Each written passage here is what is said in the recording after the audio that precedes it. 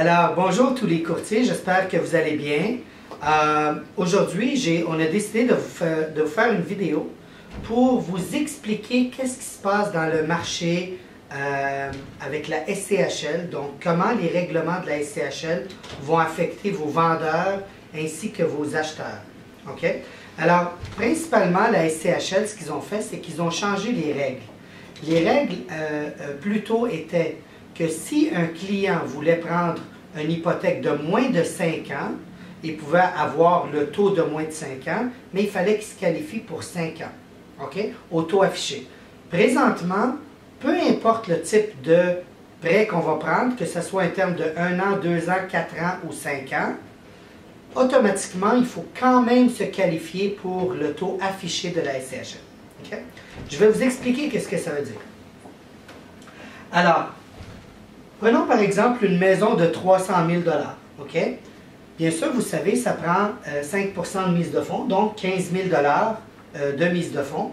Alors, l'hypothèque restante qui va être assurable est de 285 000 plus les frais d'assurance de la SCHL.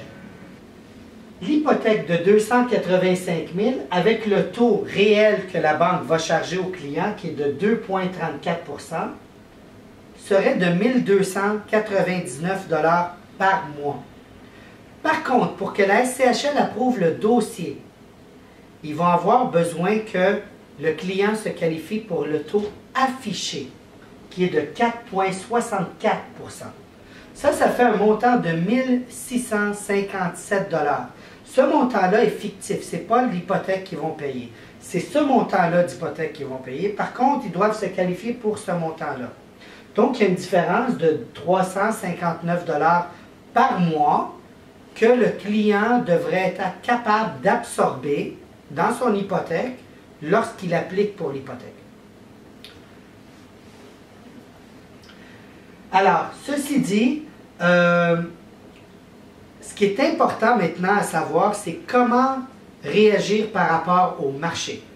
Alors, comme vous savez, surtout dans les propriétés en bas de 300 000, la plupart du temps, c'est des premiers acheteurs ou des gens qui n'ont pas assez d'équité dans la vente d'une propriété.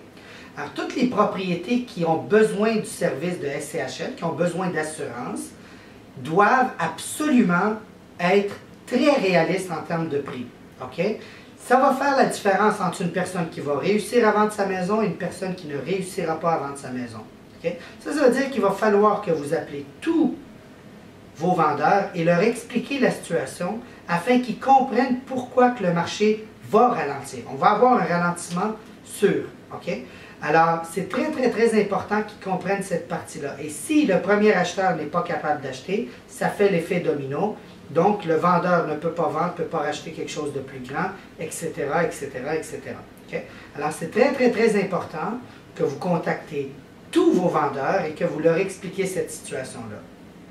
Ça, c'est du côté vendeur.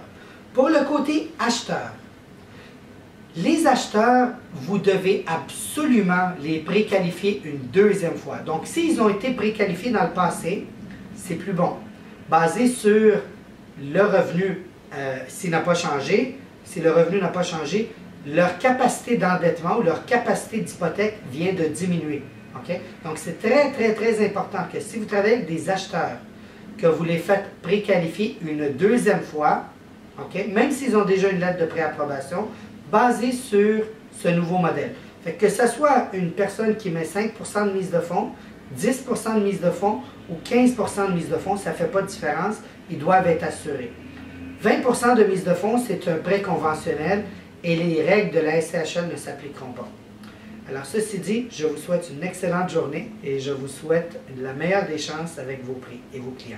Merci.